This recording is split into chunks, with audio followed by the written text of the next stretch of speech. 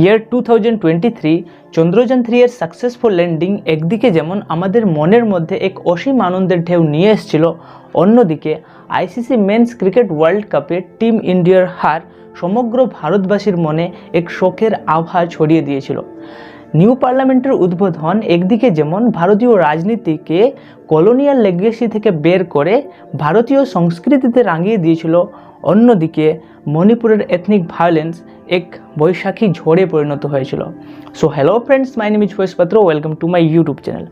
আজ আমরা 2023 এর শেষ লগ্নে এই বছরে ঘটে যাওয়া কিছু মেজর ইভেন্টস নিয়ে আলোচনা করব। বছরের শুরুতেই ভারতকে সামনা করতে হয় এক দুঃখদ পরিস্থিতির। অলিম্পিক বিজয়ী ভারতীয় রেসলাররা রাস্তায় নেমে প্রোটেস্ট করতে শুরু করে WFI wrestling federation of India এর প্রেসিডেন্ট ব্রিজভূষণ শরণ সিং এর বিরুদ্ধে।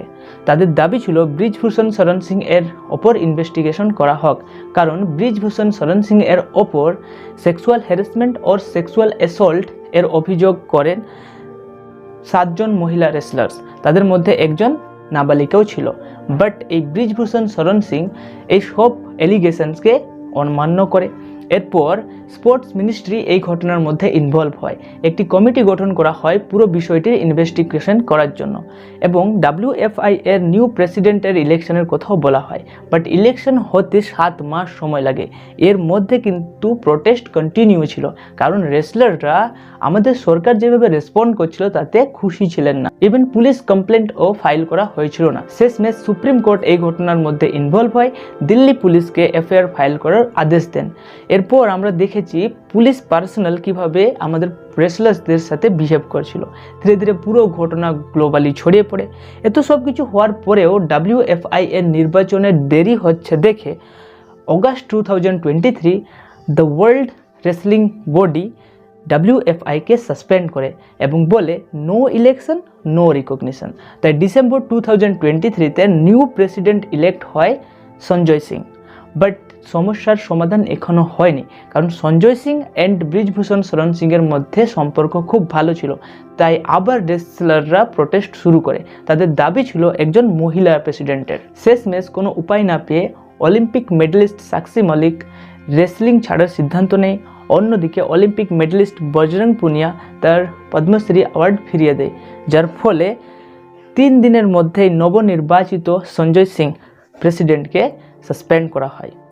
রেসলিং যদিও আমাদের ভারতবর্ষে ক্রিকেটের মতো এত পপুলার স্পোর্টস না, বাট রেসলিং আমাদের ভারত মাতাকে অনেক মেডেল দ্বারা সুসজ্জিত করেছে। 23 medals at the world wrestling championship and 7 medals at the Olympics.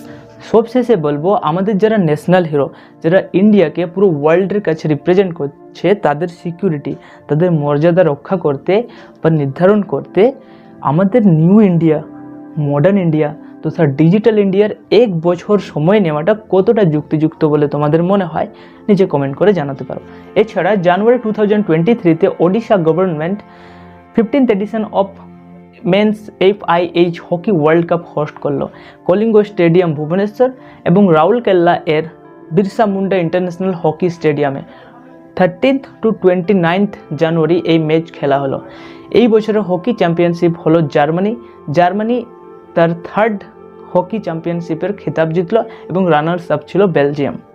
April 2023 India চায়নার কাছ থেকে 1950 সাল থেকে ডমিনেট করা ফার্স্ট পজিশন কেড়ে নিল। এই বছর ইন্ডিয়া পৃথিবীর সবথেকে জনবহুল দেশে পরিণত হলো, most populous country in the world. ইন্ডিয়ার জনসংখ্যা 1.42 বিলিয়ন, যেখানে চায়নার জনসংখ্যা 1.41 বিলিয়ন।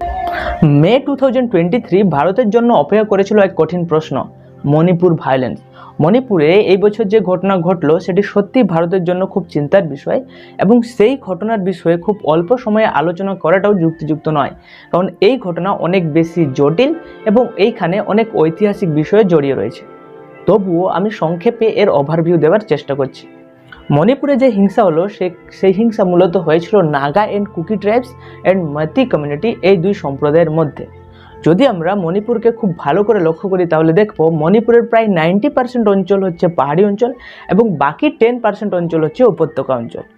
যদিও জনসংখ্যার দিক থেকে মেতি কমিউনিটির জনসংখ্যা প্রায় 53%-এর মতো, তারা কিন্তু ওই 10% উপত্যকা অঞ্চলে বসবাস করে বাকি যে নাগা অ্যান্ড কুকি ট্রাইবস তারা পাহাড়ি অঞ্চলে বসবাস করে, তাদের জনসংখ্যা প্রায় 40%-এর মতো। পাহাড়ি অঞ্চলে নাগা অ্যান্ড কুকি ট্রাইবস ছাড়াও অন্যান্য ট্রাইবাল পিপলও সেখানে বাস করে।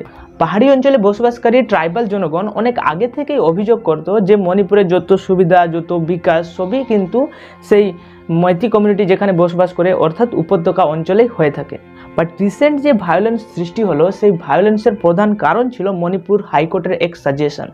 20 এপ্রিল 2023 মণিপুর হাইকোর্ট মণিপুর সরকারকে এক সাজেশন বা পরামর্শ দেয় যে মণিপুরের সরকার যেন কেন্দ্রীয় সরকারের কাছে আবেদন করে মেইতি কমিউনিটিদের শিডিউল ট্রাইবসের স্ট্যাটাস দেওয়ার জন্য। মণিপুর হাইকোর্টের এই সিদ্ধান্তের বিরোধিতা করতে শুরু করে সেখানকার ট্রাইবাল পিপলরা। ট্রাইবাল পিপলদের দাবি ছিল মণিপুরের যারা মেইতি কমিউনিটি তারা এমনিতেই অনেক সুযোগ সুবিধা ভোগ করে, সেখানকার স্টেট অ্যাসেম্বলিতেও তাদের সিট সংখ্যা অনেক বেশি, অর্থাৎ মেইতি কমিউনিটিদের অনেক বেশি সিট সংখ্যা রয়েছে। তবুও আবার যদি তাদেরকে এসটি স্ট্যাটাস দিয়ে দেওয়া হয় তাহলে আমাদের বা ট্রাইবাল পিপলদের যে সুযোগ সুবিধা অনেক কমে যাবে। তাই 3 মে 2023 সেখানকার এক student union, all tribal student union Manipur, Churachandpur ডিস্ট্রিক্টে একটি ট্রাইবাল সলিডারিটি মার্চ এর আয়োজন করেন। এই মার্চ চলাকালীন কিছু ভুল বুঝাবুঝির কারণে হিংসার সৃষ্টি হয় এবং এই হিংসা ধীরে ধীরে এক বড় আকার ধারণ করে। বাট বর্তমানে মণিপুরের অবস্থা অনেক বেশি স্টেবল রয়েছে। এছাড়াও মে মাসের শেষে নিউ পার্লামেন্টের ইনাগুরেশনও এই বছরে এক হাইলাইট বিষয় ছিল। 28 মে বীর সাভারকরের জন্মতিথিতে মাননীয় প্রধানমন্ত্রী নিউ পার্লামেন্টের শুভ উদ্বোধন করেন, যদিও সেখানে রাষ্ট্রপতি সহ অনেক অপোজিশন লিডার অনুপস্থিত ছিলেন। 65,000 স্কোয়ার মিটারে ছড়িয়ে থাকা ট্রায়াঙ্গুলার আকৃতির নিউ পার্লামেন্ট তৈরি করতে প্রায় 971 কোটি টাকা খরচ হয়েছে। এই নিউ পার্লামেন্টে advance technology, extra seating capacity, earthquake protection, security সহ সাউন্ড প্রুফিং ফ্যাসিলিটিও রয়েছে। আমাদের নিউ পার্লামেন্টের লোকসভাকে ডিজাইন করা হয়েছে আমাদের দেশের জাতীয় পাখি ময়ূর এর থিম দিয়ে এবং রাজ্যসভাকে ডিজাইন করা হয়েছে আমাদের জাতীয় ফুল লোটাস অর্থাৎ পদ্ম ফুল এর থিম দিয়ে। এরপর এই বছরের আরেক বড় ট্র্যাজেডি হলো ওড়িশা এর ট্রেন অ্যাক্সিডেন্ট। 2 জুন 2023 ওড়িশা এর বালেশ্বর ডিস্ট্রিক্ট এর বাহানাগাঁও বাজার স্টেশনের কাছে করমণ্ডল এক্সপ্রেস লাইনচ্যুত হয়ে লুপ লাইনে দাঁড়িয়ে থাকা মালগাড়িতে ফুল স্পিডে গিয়ে ধাক্কা মারে, যার ফলে করমণ্ডল এক্সপ্রেসের 13টি বগি ডাউন লাইনে আসা এসএমবিটি বেঙ্গালুরু হাওড়া এক্সপ্রেস এর লাস্ট 3টি বগিতে গিয়ে ধাক্কা মারে এবং এক ভয়ানক অ্যাক্সিডেন্টে পরিণত হয়। এই অ্যাক্সিডেন্টে প্রায় 291 জন মারা যায় এবং হাজারের কাছাকাছি জন আহত হয়।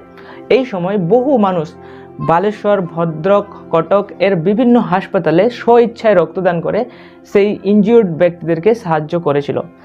এইখান থেকে আমাদের ভারতের একতার পরিচয় আমরা পাই।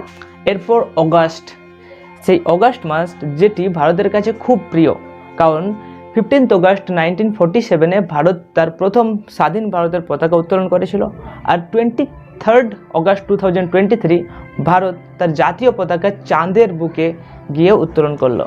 14 জুলাই লঞ্চ হওয়া চন্দ্রযান 3 23 অগাস্ট 2023 চাঁদের বুকে সাকসেসফুলি ল্যান্ড করলো। সেই চাঁদ মামার দেশে যে চাঁদ মামার গান আমরা ছোটবেলায় অনেক শুনেছি। এই চন্দ্রযান 3 এর সাকসেসফুল ল্যান্ডিং ভারতকে শীর্ষস্থানে নিয়ে যায়, কারণ চাঁদের সাউথ পোলে এই প্রথম অর্থাৎ ভারতই প্রথম সাকসেসফুলি সফট ল্যান্ডিং করতে পেরেছে। আর এই সফট ল্যান্ডিংয়ের পর ইসরো চিফ এস সোমনাথ বলেন India is on the moon. এরপর সেপ্টেম্বর মাস ছিল ভারতের কাছে G20 এর মাস। ইন্ডিয়া এই বছর 18 summit of the group of 20 অর্থাৎ G20 এর 18তম সামিট হোস্ট করলো ইন্ডিয়া। এই G20 সামিটে G20 এর যতজন সদস্য মেম্বার স্টেট রয়েছে সেই স্টেটস এর হেড অফ দ্য স্টেট ইন্ডিয়াতে এসেছিল, শুধুমাত্র রাশিয়া এবং চায়না এর হেড অফ দ্য স্টেট বাদে। এই G20 সামিট ইন্ডিয়াতে যেটা হোস্ট হলো সেই G20 সামিটে আফ্রিকান ইউনিয়নও G20-র সাথে যুক্ত হলো। এরপর নভেম্বর মাসের সবথেকে বড় দুঃখদ পরিস্থিতি সমস্ত ভারতবাসীর কাছে যেটি ছিল সেটি হচ্ছে আইসিসি মেন্স ক্রিকেট ওয়ার্ল্ড কাপে টিম ইন্ডিয়ার হার। পরপর সমস্ত ম্যাচে জয়লাভ করা টিম ইন্ডিয়া, ডমিনেট করা টিম ইন্ডিয়া ফাইনাল ম্যাচে অস্ট্রেলিয়ার কাছে হেরে যায়। এই হার যেমন ভারতবাসীদের মনে এক কষ্টকর পরিবেশের সৃষ্টি করেছিল, অন্যদিকে উত্তরকাশীতে এক হাইওয়ে প্রজেক্টে কাজ করতে থাকা 41 জন ওয়ার্কার্স 17 দিন ধরে একটি টানেলের মধ্যে বন্দি অবস্থায় বা আটকে পড়েছিল। তাদের রেস্কিউ অপারেশন সাকসেস হওয়ার ফলে আবার ভারতবাসীদের মনে এক আনন্দের আভা চলে আসে। এরপর ডিসেম্বর মাসের সবথেকে বড় ঘটনা হলো পার্লামেন্ট অ্যাটাক। যদিও কোনো মেম্বার অফ পার্লামেন্টদের ক্ষতি হয়নি, বাট 13 ডিসেম্বর 2023 দুজন অচেনা ব্যক্তি পার্লামেন্টে প্রবেশ করে এবং এই ঘটনার কন্ট্রোভার্সিতে ভারতীয় রাজনীতিতে প্রথমবারের জন্য 146 members of the parliament opposition মেম্বার্সদেরকে সাসপেন্ড করা হয়। সো আজকের ভিডিওতে 2023 এর কিছু মেজর ইভেন্টস নিয়ে আলোচনা করলাম। আশা করি ভিডিও থেকে অনেক কিছু শিখতে পেরেছো। যদি ভিডিওটি ভালো লাগে, like, comment, share and subscribe my YouTube channel. Thank you for watching this video.